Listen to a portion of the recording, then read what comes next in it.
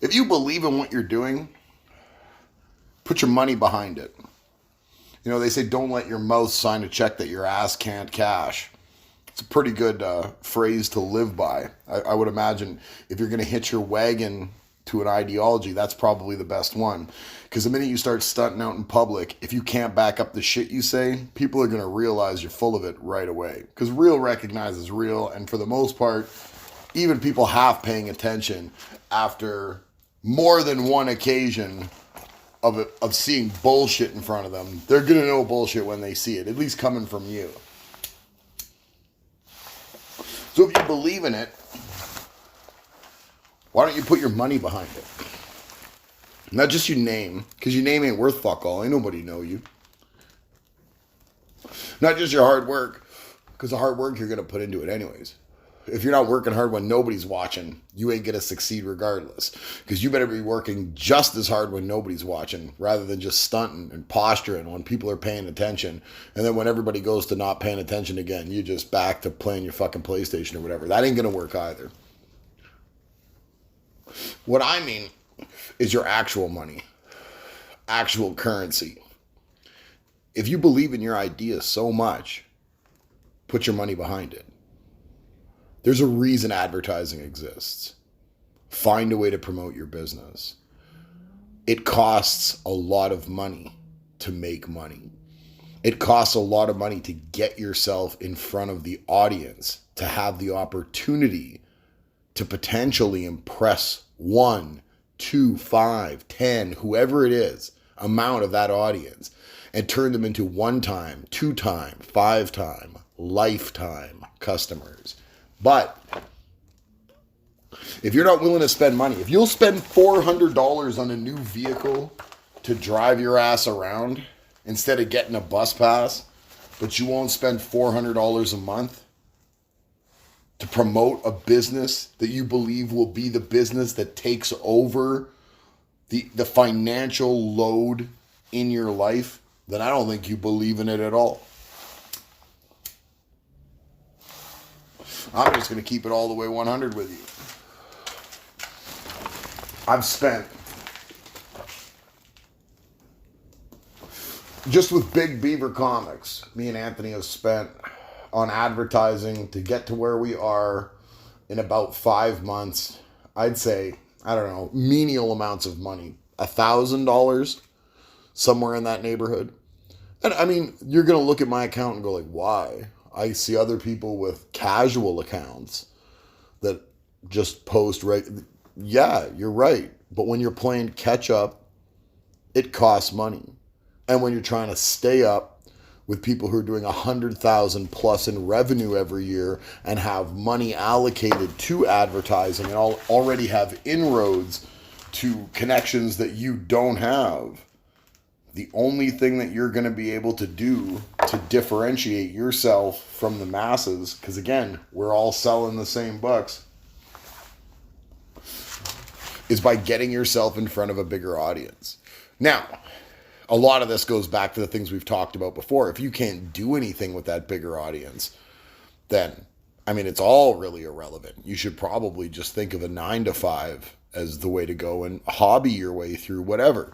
Set up a flea market booth, do a little eBaying. I mean, you might find your niche. I'm not saying completely give up, but I'm definitely saying that if you're not willing to step out of your comfort zone, it's not going to work. But you definitely want to put money down to put yourself in front of people, to then take the opportunity to step out of your comfort zone when you're approached by much larger swaths of the population that have just become hip to whatever racket you're selling. And when you get that opportunity, that's a good time to flex. That's a good time to go and say, you know what? I've been waiting for this moment to step out of my shell, to be the person that I'm supposed to be, to hit this head on. I'm not going to impress everybody. I'm just going to reset after every interaction, and the next interaction, whether I've had 10 bad ones in a row, I'm going to go into fresh with a clean mindset, because I don't know these people and they don't fucking know me. So I'm not taking this shit personal. But if you go in with a clean mindset every time, eventually you're going to make some headway. You're going to hit pay dirt. You're going to make a connection with someone, and it's going to make a difference. But it's the people who quit, the people who can't persevere, the people who can't take no for an answer, because trust me, no is coming. It's coming down the pipe. It's coming hard and fast. It's going to hit you in the face. It's going to hit you in the heart. You're going to have your eyes all wide and your expectations all blown up, and no is going to come and knock you on your fucking ass. And you're going to just pick yourself up, dust yourself off. You're going to be just fine, because no's not going to faze you, because you understand that's a part of the process. But if you believe in it so much, let's see the money. Put your money behind it. Now, I'm not saying a hobbyist. I'm saying a business. Whether it's doing free giveaways, whether it's advertising,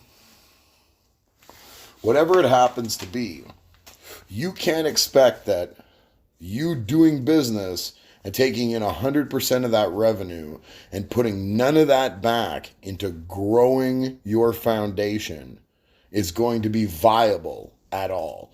You might sustain forever. And I mean, maybe you're not the competitive type. Maybe sustaining is the best that you could hope for. But if you're looking to scale a business, to take things to the next step, you have to treat a business like professionals treat it. Have you ever seen advertising from Walmart? How about Best Buy or Costco? You see advertising from them, or Ford or General Motors all the time, whether it's flyers, commercials, sales, whatever it is. It's things they don't have to do. They have a brand and a market imprint that's so broad and all-encompassing that their competitors only hope to keep up. But they still spend significant portions of allocated budget year over year over year on advertising.